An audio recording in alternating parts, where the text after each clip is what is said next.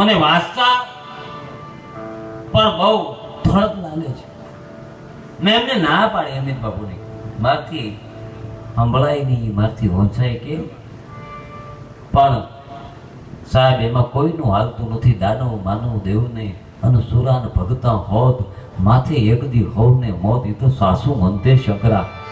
એક દિવસ જવાનું હોય, દી ઉગે સાંભળજો, દી ઉગે ને એ હાથની બાપુ ઉગે એ હાથની, પણ આથમાના ટાણે હાથને તો રૂડો લાગે. રોંઢા દઈએ બપોર ટાણે દી હાથમી જાય ને તો એ રૂડો ન લાગે, એ તો વહમું લાગે. પણ કુદરતના કાયદાને કોઈ પહોંચી શકતું નથી.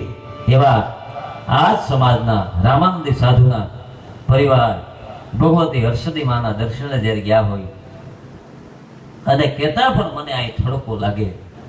મને જો બોલતા હું તો ચારણ છું, એ જુદી સમાજ છે, નાતી નેડો નથી. જો થડકો લાગે તો સાહેબ જેના પરિવારમાં બન્યું છે એની માંથી કેવડો હાથ તૂટ્યો છે એ તો વિચાર કરો. આપણે બીજું કાંઈ એને આપી શકીએ, એ સુખી છે, સંપન્ન છે, ગાડીઓ જ ફરતા હશે. પણ રામને તો એટલી પ્રાર્થના કરીએ ને, હે રાઘવ, હે રામ, આ પરિવારે તારી સિવાય કોઈની કોઈની પૂજા કરી નથી, તને હનુમાન સિવાય કોઈને સેવા નથી. કરોડપતિના દીકરા આવે તો રામાનંદનો દીકરો કોઈને જેમ તેમ પગે ન લાગે બાપુ. મેં જોયું છે આ ખમીરાજ વાળો આ પરિવાર. અમારે અમિતભાઈ વાળે આમાં બેઠા એના બાપુ દિલીપભાઈ, મારા પરમ સ્નેહી, મારા વડીલ આમ તો ગણાય. શું વક્તા અમારા ગામમાં, શું એમની સેવા, એમનો દીકરો. અમે સળિયું પહેરીને હાજર કરતા, આજ કરોડપતિ તેથી કહી સુરતમાં રમતા હોય તો અમે રાજી થાય. અને એને એ કહી દેજો, આમ બીજાને એમ થાય કે ગઢવી હારાના દુકાન કરે. અમિતભાઈને ખોણામાં લઈને તમારે પૂછવાનું, અમિત તારી ભાઈ આ ગઢવી કોઈ દી આવ્યો છે? તો અનિલભાઈ હું કોઈ દી એની પાસે કોઈ દી 1 રૂપિયાની આશાએ ગયો નથી. માતાજી એવી કાંઈક વારે ન પડાવે, પણ સત્ય એ મારે કહેવું પડે. પોતાના હોય ને હારા હોય ને આગળ હોય તો કેમ રોડા લાગે? હે એમાંય સાધુ, અમે ચારણ, કોઈ બ્રાહ્મણો, અમે તો પૂજનીય વર્ગ છીએ. જો અમારી રીતે આવડે તો હજી અમને દુનિયા બાપ તરીકે જ પૂજે સાહેબ. અમને રહેતા આવડવું જોઈએ. હા, કોઈના બાપને તો તાકાત નથી કે અમને હજી ટુકારો કરી શકે. અને અમારા ગામમાં એ રીતે જ રહે છે. આ એક જ ઘર છે, આમ તો ટૂંકમાં 2-3 ઘર, અને 15,000ની વસ્તીમાં બાપુ તરીકે જ રહે છે. તમે જન્મથી બાપુ છો. પણ મારો કહેવાનું શું રહેતો, અનિલભાઈ, ઉમેશભાઈ, અમારે રશીભાઈ, ભાઈ પાટણા વાળા, હું નામ ભૂલી ગયું. આ બધાની આ ટૂંકમાં આખો સમાજની સેવા છે, સંકુલ માટે છે. એમાં પાછા આ સમાજના જેવું મારે પહેલેથી બોલાઈ ગયું હતું. મને કહી ગયા એકલું અમારો સમાજ નહીં, 18 વર્ણમાંથી કોઈ ગરીબનું સંતાન આવે ને તો અમે એને ભણાવવા માટે તૈયાર છે. એ આ ઉદારતા સમાજની એને તાળીથી ઉડાવી લેજો સાહેબ.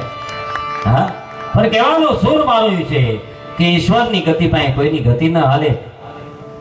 એવા હર્ષદી માતાના દર્શને, એવા પોરબંદરના ગઈકાલે 1 તારીખે સુખાનંદી પરિવાર અને કુબાવત પરિવારના માથે આપ તૂટ્યું. મને કહેતા પણ દુઃખ લાગે ને આપને સાંભળતા દુઃખ લાગે સાહેબ. 1 નહીં, 2 નહીં, પણ 2 પરિવારના 8 સભ્યોના અકસ્માતે અકાળે મૃત્યુ થયા છે. એને હું અને તમે તો બીજું હું, પણ ભગવાન રાઘવને વાત કરીએ કે હે રામ, આ તો તારા ભાવ છે, હો તારા દરબારમાં આવ્યા છે, એને શાંતિ જ આપે રામ. કારણ અત્રિ ઋષિ લખે છે રામાયણમાં, હો ગે નમામિ ભક્તવત્સલમ કૃપાલશીલ કોમલમ ભજામિ તે પદામ ભુજમ ન કામિ નાસો દામંદમ નિકામ શ્યામ સુંદરમ. અમિતભાઈ મને કહી ગયા રામધૂન માફ કરજો, રામધૂની તો રામનું નામ છે. આ અત્રિની લખેલી ઋષિ તુલસીદાસજી, આ એક સ્તુતિ ગમે ત્યાં બોલો ને ગમે એના મોક્ષ થઈ જાય. તમે તો સાધુના દીકરા છો સાહેબ, કદાચ મુસ્લિમ સમાજ હોય ને આ બોલો ને તોય મોક્ષ થઈ જાય એવી આ સ્તુતિ છે. આ બધા ના બોલી શકે, હું ચારણ છું એટલે બોલી શકું.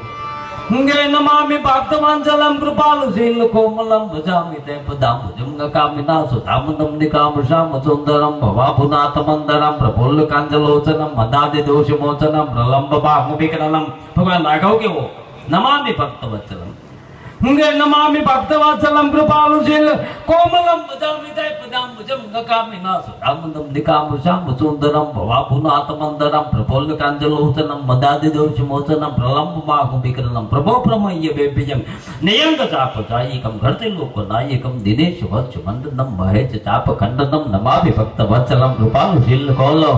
એને વિનંતી કરી અને એ બી રામધૂનથી આ પરિવાર સુખાનંદી પરિવાર અને અમારા કુબાવત પરિવારના 8 સભ્યો છે એ એના ખોળે જ ગયા હોય સાહેબ. એ તો એ કંઈક લખાણું હશે, પણ ન્યાય એના પરમ પરમ તત્વ ભગવાન રાઘવ એના આત્માને શાંતિ આપે એ મારીને તમારી ફરજ છે 2 મિનિટ માટે ખાલી 1-1.5 જ મિનિટ મૌન અને પછી આપણે રામધૂન લઈએ.